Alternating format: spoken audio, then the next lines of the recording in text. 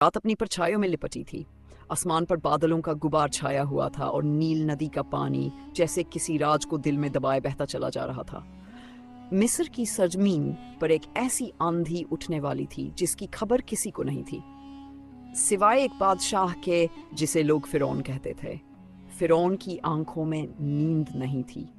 उस रात भी वह अपने आलीशान महल की ऊंची छत से दूर दराज देख रहा था। उसके चेहरे पर खौफ और बेचैनी तैर रही थी। उसने एक सपना देखा था, एक अजीब और डरावना सपना।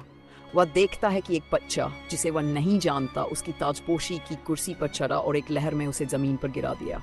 फिर सब कुछ अंधेरे में डूब गया। यह सपना एक बार नहीं, कई रातों से उसका पीछा कर रहा था। जब उसने अपने दरबारी जादूगरों और ताबीर बताने वालों से पूछा तो उन्होंने कहा कि सितारों की चाल से साफ है, बनी इसराइल की कौम में एक लड़का जन्म लेगा जो तेरे तख्त को मिट्टी में मिला देगा। यह सुनते ही फिरौन के चेहरे पर नूर की जगह बारूद का धुआं छा गया। उसी वक्त उसने हुक्म जारी किया, बनी इसराइल में जितने भी लड़के पैदा होंगे सबको कत्ल कर दिया जाए। एक लहर दौड़ी, वह भी खून की। माँ की ममता और बाप की मिन्नतें किसी काम न आईं। मासूम बच्चों की चीखों से धरती हिल गई। लेकिन एक माँ ऐसी भी थी जिसकी कोख में अल्लाह ने अपना नूर भेजा था। उस बच्चे की पैदाइश रात के सन्नाटे में हुई और जब माँ की निगाह उस मासूम पर पड़ी तो उसकी आंखों से बेख्तियार आंसू बह निकले। लेकिन उसी पल अल्लाह ताला ने उस माँ के दिल में बात डाली, इसे एक संदूक में रखो और नील की लहरों के हवाले कर दो। घबराओ नहीं, हम इसे तुम्हें वापस लाकर देंगे और इसे अपना रसूल बनाएंगे। माँ ने कांपते हाथों से बच्चे को संदूक में रखा। वो आंखें जो पलकों पर बिठाने को बनी थीं, आज अपने ही हाथों से नदी के हवाले कर रही थी। नील की लहरें जैसे उस बच्चे को अपने सीने में छुपा कर कह रही हों, घबराओ मत, ये सिर्फ सफर की शुरुआत है। किसी को क्या पता था कि वही बच्चा जिसकी मौत फिरौन के खौफ में छुपी थी, उसी के महल की चौखट से दाखिल होगा।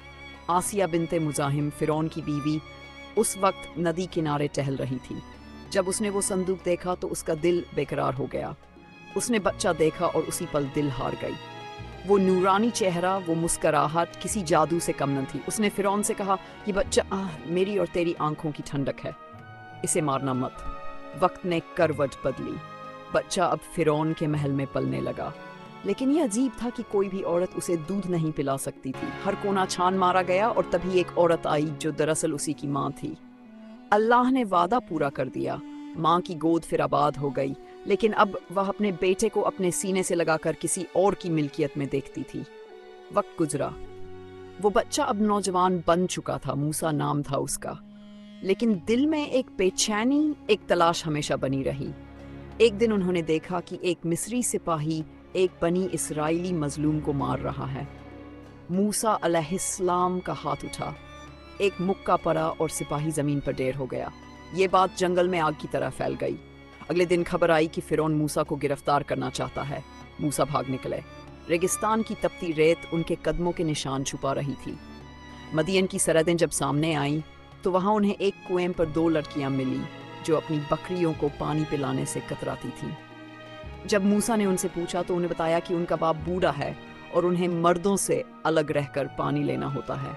मूसा ने उनका काम कर दिया और फिर एक पेड़ के साये तले बैठकर अल्लाह से कहा, या रब, मैं फकीर हूँ तेरे रहम का, तेरी रहमत का। अल्लाह ने उसकी पुकार सुनी। उसी रात बुजुर्ग शुएब अलैहिस्सलाम ने उसे अपने घर बुलवाया और फिर अपनी बेटी से निकाह करवा दिया। सालों तक मूसा वहीं रहे, लेकिन उनकी रूह जानती थी कि उनका मकसद इससे कहीं बड़ा है। फिर एक रात आई, वो रात जिसने सब कुछ बदल दिया। जब वो अपने अहलिया और बच्चों के साथ सफ़र कर रहे थे, उन्हें एक रोशनी नजर आई, अजीब सी, रहस्यमयी, जो ना बुझती थी ना जलती थी। वो उस तरफ बढ़े और तब एक आवाज़ आई जो सीधी दिल में उतरती थी, ए मूसा, मैं ही तेरा रब हूँ। मूसा ने जूते उतार दिए। अल्लाह ने उन्हें नबूवत से नवाजा और हुक्म दिया कि अब वो मिस्र जाएं और फिरौन को अल्लाह का पैगाम सुनाएं। वापसी, लेकिन अब एक आम आदमी की नहीं बल्कि रब के पैगंबर की। उनके हाथ में वो असा था जो अब सिर्फ लकड़ी नहीं रहा, उसमें रब का अमर था। उन्होंने अपने भाई हारून को साथ लिया और फिरौन के दरबार में जा पहुंचे। फिरौन ने देखा तो ठाका लगाया, तू ही है वो बच्चा जिसे हमने पाला? अब तू हमें अल्लाह का डर दिखाता है? मूसा ने कहा, मैं तुझे तेरे रब की तरफ बुलाता हूँ, उसे मान ले, बनी इसराइल को आज़ाद कर दे। फिरौन ने कहा, कौन है वो रब? मूसा बोले, वही जिसने हर चीज़ को पैदा किया, हर जर्रे में जिसकी निशानी है। फिरौन ने कहा, मैं खुदा हूँ। मूसा ने अपना असा ज़मीन पर मारा, वो अजगर बन गया, हाथ निकाला, वो चांद सा चमक उठा। फिरौन डर गया, लेकिन खुद को झूठा साबित नहीं करना चाहता था। उसने पूरे मुल्क से अपने सबसे बड़े जादूगर बुलाए। जब वे आए तो मूसा से बोले, पहले तुम डालो। मूसा ने कहा, नहीं, तुम पहले। जादूगरों ने अपनी रस्सियां फेंकी, वो सांप बनती दिखी, लोग चीख पड़े। मूसा ने अपना असा फेंका, वो अजगर बना और सब निकल गया। एक पल को सन्नाटा छा गया। फिर जादूगर सजदे में गिर पड़े, हम ईमान लाए मूसा और हारून के रब पर। फिरौन की आंखें लाल हो गई। तुम मेरी इजाजत से पहले ही ईमान ले आए? जादूगर बोले, अब हम तेरे किसी भी जुल्म से डरते नहीं। फिरौन का घमंड अब मौत को पुकार रहा था। उसने जुल्म बढ़ा दिए और अल्लाह ने मिस्र पर आफतें भेजी, खून की बारिश, टिड्डियां, सड़ी हुई मेढकें, कीड़े मकोड़े, कड़ा अकाल। फिर भी उसका दिल नहीं पसीजा।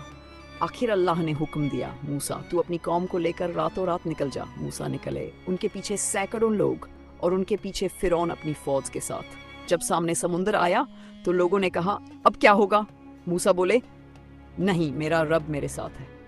असा उठाया और समुंदर दो हिस्सों में बंट गया। सूखी जमीन का रास्ता बना, बनी इसराइल गुजर गए। फिरौन भी घुस पड़ा, लेकिन जब आखिरी मुसलमान बाहर निकला, समुंदर की दीवारें फिर मिली। पानी ने फिरौन और उसकी फौज को निगल लिया। डूबते वक्त फिरौन चिल्लाया, अब मैं ईमान लाया। लेकिन अल्लाह का जवाब आया, अब जब मौत तुझ पर आई, अब तेरा ईमान तुझे नहीं बचा सकता। आज भी उसका जिस्म बाकी है, एक निशानी, एक इबरत उन सब के लिए जो खुद को खुदा समझने लगते हैं।